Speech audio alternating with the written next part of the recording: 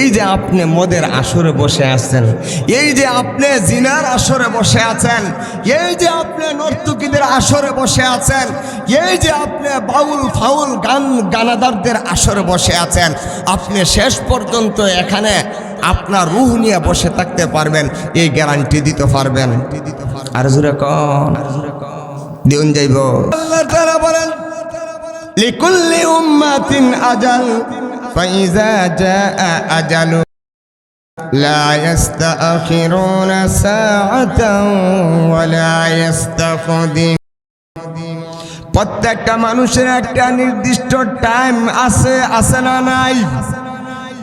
প্রত্যেকটা মানুষের একটা নির্দিষ্ট টাইম আছে। এই টাইমটা কত দিনের এইটা বলতে পারবেননি? আরো জোরে কান, এই পৃথিবীতে কে কতদিন বাঁচবেন এই কথা বলতে পারবেননি? রে ভাই, আপনি জেনে সিনেমা দেখার জন্যে সিনেমা হলের ভিতরে ঢুকলেন কয় ঘন্টার জন্যে? 3 ঘন্টা নি। এই যে 3 ঘন্টার শো দেখার জন্য ঢুকলেন, বলুন তো দেখি আপনার বুকে হাত দিয়া এই 3 ঘন্টার সময় জন্য পৃথিবীতে বাঁচবেন এই গ্যারান্টি দিতে পারবেননি? আরো যারা কান রে ভাই, আপনি দিল হাউজি বাম্পার গানের আসরের ভিতরে গিয়া ঢুকলেন, এশারের পরে জেনে ঢুকলেন 12টার সময় বাইরে হইবেন, বলেন তো দেখি 12টার পর্যন্ত এখানে বসে থাকতে পারবেন? এতটুকু গ্যারান্টি দিতে পারবেননি? আজকে যেন ভূমিকম্প হয়ে গেল, ওই ভূমিকম্পের ভিতরে যদি আপনার মরণ হয়ে যাইত, যারা আজকে ফজরের নামাজ পড়ছেন না, বলেন তো দেখি বেনমাজি হইয়া আল্লাহর দরবারে দাঁড়াইতে হইতো কিনা? আরো জোরে কর। কিন্তু আজকে যেন এই যে কোরআনের মজলিসে বসলেন, এই কোরআনের মজলিসে বসার পরে এই কোরআনের মজলিসে যদি আপনার মরণ হয়ে যায়, রে ভাই, সারা জীবন যদি আপনার আমল নামায় কোনো সওয়াব নাও থাকে, সারা জীবন যদি আপনার আমল নামায় কোনো নামাজের সওয়াবও যদি না থাকে, কোনো যাকাতের সওয়াবও যদি না থাকে, কোনো দানের সওয়াবও যদি না থাকে, রে আল্লাহর বাবা, আপনার আমল নামায় যদি কোনো সওয়াবই যদি না থাকে, শুধু গুনাহ আর গুনাহ, গুনাহ আর গুনাহ। আপনার বয়সটা মনে করেন 60 বছর, 60 বছর শুধু গুনাহ করেছেন। আপনার বয়সটা 80 বছর, শুধু খালি গুনাহ করেছেন, গুনাহ করেছেন। হে বান্দা, এই গুনার বোঝা লইয়া যেন এই কোরআনের মজলিসে আসলেন, এই জান্নাতের বাগানের ভিতরে আসলেন। এই জান্নাতের বাগানের ভিতরে আসার পরে কোনো একটা কথার কারণে যদি চোখ দিয়া যদি পানি বাগির হয়ে যায়, আল্লাহর নবী বলেন, রে বান্দা, তোমার চোখের পানি নাকের ডগায় পচতে দেরি হবে, আমি আল্লাহ তোমার 60 বছর, 70 বছর, 100 বছরের গুনাহ ক্ষমা করতে দেরি করব না।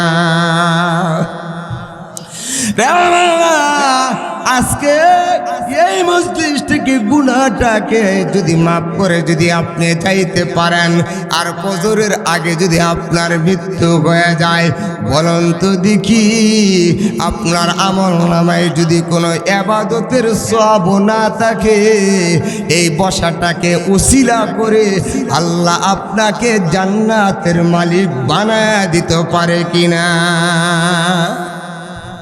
জোরে বলেন। না, মনে হয় বানাইতো না। 80 বছর গুনাহ করছে, আল্লাহ আমারে মাফ দিব, একটু অনেক বসার লাগিয়া। আরো জোরে গান, 100 বছর গুনাহ মাফ দিলাইবো আল্লাহ, কত সহজ।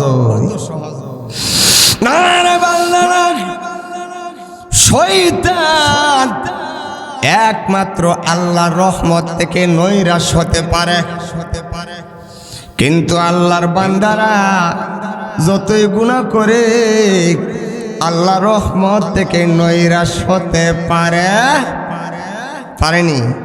আরো যেরকম আল্লাহ বলে, রে বান্দা, তোমার গুনাহ যদি রে বান্দা পুকুর পরিমাণ হয়, পুকুর চিনেননি? আরো যেরকম গর্ত চিনেননি? তালাব চিনেননি? গাতা রে বান্দা, তোমার গুনাহ যদি পুকুর পরিমাণ হয়, বান্দা রে, আমার রহমতটা তোমার কাছে খালের সমান হয়ে যাইবে। তোমার গুনাহ যদি রে খালের সমান হয়, আমার রহমতটা তোমার কাছে নদীর সমান বড় হয়ে যাইবে। রে বান্দা, তোমার গুনাহ যদি নদীর সমান হয়ে যায়, কিসের সমান? নদীর সমান যদি হয়ে যায়, আমার রহমতটা তোমার কাছে সাগর, মহাসাগরের সমান বড় হয়ে যাবে। নদীর সমান গুনাহ সাগরের কাছে পারবো? আরো জোরে বলে না রে বাবা। কি গুনাহ তুমি করেছো? কয়টা মার্ডার করেছেন? এখানে আছেন, কয়টা মার্ডার করছেন? আসেননি কেউ? রে বান্দা, কে কয়টা মার্ডার করেছেন? কয়টা জিনা করেছেন? কত গুনাহ আপনি করেছেন? আপনার গুনাহ কি আসমান পরিমাণ হয়ে গেছে? আপনার গুনাহ কি জমিন পরিমাণ হয়ে গেছে? আপনার গুনাহ কি পাহাড় পরিমাণ হয়ে গেছে? ইতিহাস সাক্ষী, 101টা মার্ডার করেছে, আল্লাহর কাছে মাফ চাইছে। আল্লাহ তাআলা 101টা মার্ডারের মানুষের গুনাহ ক্ষমা করে দিয়া নিজামুদ্দিনকে নিজামুদ্দিন আউলিয়া বানায় দিছে।